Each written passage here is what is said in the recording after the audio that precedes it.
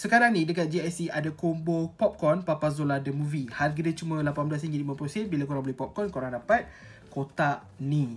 Mari saya tunjukkan kotaknya. Ini rupa depan kotak, ini rupa tepi kotak, dan ini rupa lagi satu tingkap yang ada kosong ni. Dan kemudian ada belakang dia macam ni. Okay, ni atas dia ada tulis GSC.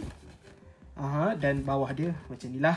Selain daripada kotak popcorn tadi, korang juga akan dapat stiker. So ini adalah semua rupa-rupa stiker yang korang akan dapat bersama dengan combo ni. Setiap combo datang dengan air dan popcorn. So korang boleh pergi tengok wayang macam biasa, tapi korang punya kotak popcorn, cool gila.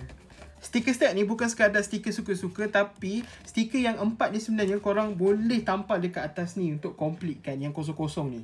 Jujurnya saya tak pandai nak pasang stiker ni, tapi tak apalah, kita cuba juga. Kita pasang stiker yang itik ni .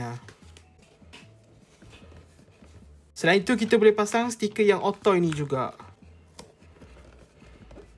See, barulah nampak macam bas ni penuh. Tapi tak cukup penuh lagi, belakang ni pun kita boleh pasang juga. Saya ni dah lah memang menggigil-gigil, but I think we did it. I think that's fine. Boleh lah tu korang, boleh lah. So yes, itulah dia kotak popcorn GSC yang korang boleh dapatkan sekarang tau. Pastikan korang pergi sekarang sebab takut stok habis. So ya, pergi dapatkan sekarang.